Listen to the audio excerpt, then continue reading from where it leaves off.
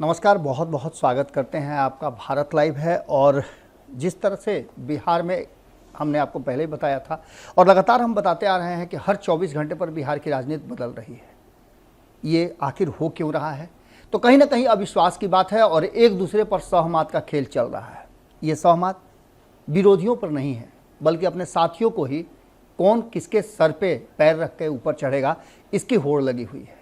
और इस होड़ में कहीं ना कहीं जैसे ही लालू प्रसाद तेजस्वी यादव के औरा से बाहर निकलते हैं, आज़ाद होते हैं, या थोड़ा सा तेजस्वी यादव हल्का साइड होते हैं, तो लालू प्रसाद पूरा का पूरा कमान अपने हाथ में ले लेते हैं। और यहाँ से शुरू होती है नीतीश कुमार के साथ युद्ध और जंग की तैयारी।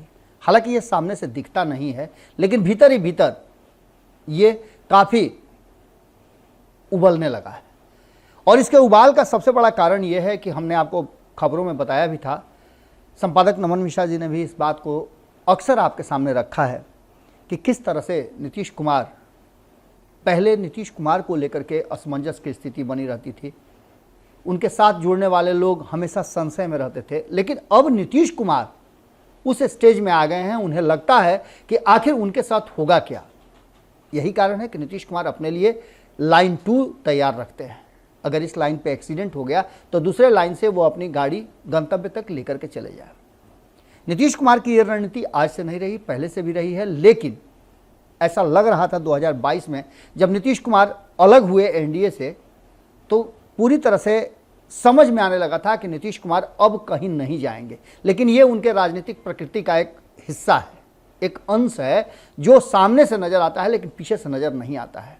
हालांकि एक बात और कही जा रही है कि पार्टी के भीतर जो भारी नीतीश कुमार के विद्रोह चल रहा था, उसको पैचअप कराने या फिर नीतीश कुमार को ही सर्वे सर्व मानने की होड़ लगी हुई है। एक तरफ जहां ललन सिंह और अशोक चौधरी का विवाद आपको सामने आया होगा, लेकिन अब यह विवाद ठंडा हो गया है। अब सीधे तौर पे नीतीश कुमार और ललन सिंह में दूरियों की बात कही जा रही है, जिससे ललन सिंह ने आज से 5 दिन पहले इनकार भी किया है। उन्होंने कहा है कि ये मीडिया का हाइप किया हुआ, मीडिया का बनाया हुआ ऑरा है, जो कहीं से भी सही नहीं है, बिल्कुल गलत है। तो क्या जो मध्य प्रदेश में उम्मीदवार खड़े किए गए हैं उसमें उनकी सहमति है? ये बातें उनको खुल करके बताना चाहिए पब्लिक प्लेटफॉर्म पे आकर के कि हाँ, मध्य प्रदेश में हमने उम्मीदवार जो उतारे हैं ये मेरे कॉन्सेंट से उतारा गया है, क्योंकि 2 धाराएं चल रही हैं जनता दल यूनाइटेड के भीतर। नीतीश कुमार भी उस असमंजस के मोड़ पे खड़े हैं जहां से उन्हें दाएं जाना है या बाएं जाना है, ये फैसला करना है। लेकिन इसके साथ साथ एक बड़ा ही महत्वपूर्ण बात, जहां नीतीश कुमार अनिर्णय की स्थिति में है, उन्हें रोकने की स्थिति थी। तेजस्वी यादव लगातार नीतीश कुमार जब जब इस तरह का सोचते थे तो सामने खड़ा होकर के कहते थे कि नहीं, सब कुछ ठीक ठाक है, जो करना है, जो आपको मंजूर है वही सही, और सरकार बच जाती थी।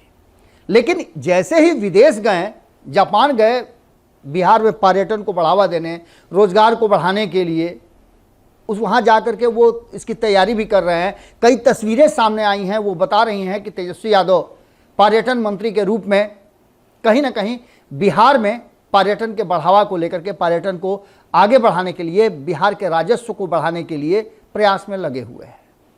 लेकिन वहीं दूसरी तरफ उनके लौटने से पहले ही लालू प्रसाद ने उल्टा मंत्र जाप दिया है। नीतीश कुमार के सामने अगर उल्टा मंत्र जाप करते हैं आप, तो निश्चित रूप से उसका प्रभाव होता है।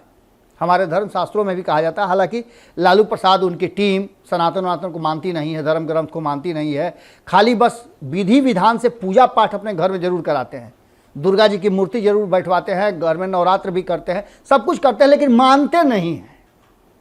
ये एक अलग तरह का मिजाज है। क्या है, अब इसका फैसला तो आगे आने वाले समय में होगा। जब जाइए ना आप जाकर के, अगर आप उनके रिलेटिव भी हैं जगदानंद सिंह के, और उनका पैर छू दीजिए, देखिए बवाल मचा देंगे। इतना कस के डांटेंगे कि आप फिर किसी का जीवन में पैर नहीं छू पाइएगा। इन सारी बातों को लेकर के जहां एक तरफ तेजस्वी यादव चीज़ों को समेट करके, और जब तक चल सकता है तब तक इस संबंध को चलाते हुए सरकार को चलाने का मंशा रखते हैं, उस रणनीति के तहत काम कर रहे हैं, तो वहीं लालू प्रसाद अक्सर कहीं ना कहीं इसमें खलल डाल देते हैं। एक बार फिर से लालू प्रसाद ने खलल डाल दिया है। और जब कांग्रेस के साथ मिलकर के कांग्रेस के मंच पर लालू प्रसाद कस के हुंकार लगाते हो और उस हुंकार में नीतीश कुमार का एक भी बार नाम नहीं आता हो, तो क्या नीतीश कुमार को यह बर्दाश्त होगा? क्या नीतीश कुमार के इर्द गिर्द जो लोग हैं, जो हर हाल में चाहते हैं कि नीतीश कुमार और लालू प्रसाद का संबंध विच्छेद हो जाए, वो चुप बैठेंगे क्या? वो कहीं ना कहीं से ये बातें सुना करके लालू प्रसाद क्या क्या बोल रहे थे नीतीश कुमार को एक बार फिर से हल्का सा उस्काने की कोशिश करेंगे। वहीं दूसरी तरफ आपको अच्छी तरह से पता है कि ये बात अच्छी तरह से समझ में आ गई है राष्ट्रीय जनता दल को कि पूरी तरह से जो जातीय गणना का रिपोर्ट आया है वो उनके फेवर में नहीं बल्कि उनके विरोध में जाता हुआ दिखाई दे रहा है। ऐसी स्थिति में अगर नीतीश कुमार लालू प्रसाद के साथ नहीं रहते हैं तो निश्चित रूप से लालू प्रसाद और नीतीश कुमार दोनों इस बात को समझ गए हैं कि दोनों एक दूसरे के साथ नहीं रहते हैं तो समस्याएं होंगी। और ये बात खास करके तेजस्वी यादव ज़्यादा समझ रहे हैं, क्योंकि एमओआई समीकरण का वोट जो उनके पास है और उसके साथ साथ ओबीसी, ईबीसी, दलित और सवर्णों का मिला जुला के वोट मिल जाता था, उसी के जुगाड़ में लालू प्रसाद दौड़े दौड़े सदाकत आश्रम पहुंचे थे। लेकिन वहां भी दांव उल्टा पड़ गया। और यह दांव उल्टा इसलिए पड़ता नजर आ रहा है कि लालू प्रसाद जिस तरह की राजनीति करने के लिए जाने जाते हैं उसमें खास करके सवर्णों को लालू प्रसाद के साथ आने में बड़ी कठिनाई होती है, बड़ी मुश्किल से आते हैं। और आते भी हैं तो इक्का दुक्का आते हैं जिनको ये पता है कि लालू प्रसाद उनका कोई अहित नहीं कर सकते हैं। जैसे अनंत सिंह की बात कर लीजिए आप, ये ऐसे लोग हैं जो सुरेंद्र यादव की बात कर लें आप, रामानंद यादव की बात कर लें आप, ये लोग जानते हैं कि इनका अहित नहीं कर सकते हैं। तो क्या ऐसी स्थिति में जो वर्तमान परिस्थिति बनी है उसमें इस उल्टा मंत्र जाप करने के कारण एक बार फिर से खेल सब गड़बड़ा गया है?